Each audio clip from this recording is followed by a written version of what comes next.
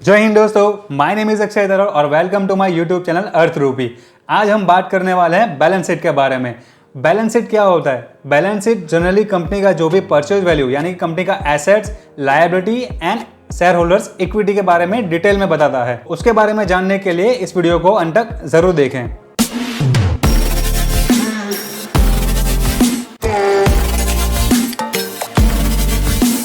जय हिंद दोस्तों, देखिए हम बैलेंस शीट को दो हिस्सों में डिवाइड करेंगे। फर्स्ट वन इज एसेट्स, दूसरा share holders equity and liabilities. और एक इक्वेशन है बैलेंस शीट में, asset is equal to liabilities plus share holders equities. अगर एसेट को भी हम आगे दो हिस्सों में डिवाइड करेंगे। First is a current asset, दूसरा नॉन करंट एसेट्स।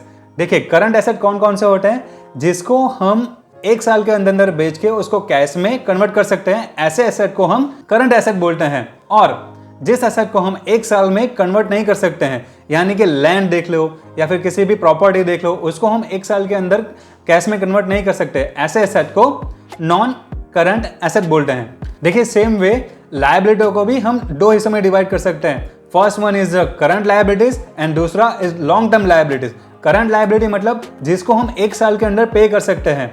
जैसे कोई छोटा परचेज है, जैसे कि लैपटॉप है या फिर पीसी है, उसको हम एक साल के अंदर उसका लोन भरपाई कर सकते हैं। ऐसी लायबिलिटी को हम करंट लायबिलिटी बोलेंगे। और जिस लायबिलिटी को हम एक साल से ज़्यादा तक पे करेंगे, यानी कि प्रॉपर्टी हो गई या फिर कोई इक्विपमेंट हो गया जिसको हम एक साल के ज़्यादा हम उसका लोन चुकता करेंगे, और उसको हम लॉन्ग टर्म लायबिलिटी कहेंगे। शेयर होल्डर इक्विटी मतलब जितना ओनर्स ने या फिर शेयर होल्डर्स ने पैसा इन्वेस्ट किया है उसको हम शेयर होल्डर्स इक्विटी बोलेंगे। इसको हम लायबिलिटी में क्यों गिनेंगे? देखिए किसी भी कंपनी को पैसा चाहिए तो वो दो तरीके से पैसा लेती है। पहला तो एक लोन लेती है या फिर डेट प्रोडक्ट। डेट प्रोडक्ट मतलब शॉर्ट टर्म डेट या फिर लॉन्ग टर्म डेट। हम कंपनी की बात करें तो कंपनी का बॉन्ड ले लो या फिर कंपनी डायरेक्टली बैंक से भी लोन लेती है। दूसरा एक तरीका है कंपनी के ओनर अपने शेयर को सेल करेंगे, यानी कि ये कंपनी के एसेट परचेज करने के लिए कंपनी ने अपने शेयर को सेल किया है, इसीलिए शेयर होल्डर्स इक्विटी को भी हम लायबिलिटीज में कंसिडर करेंगे।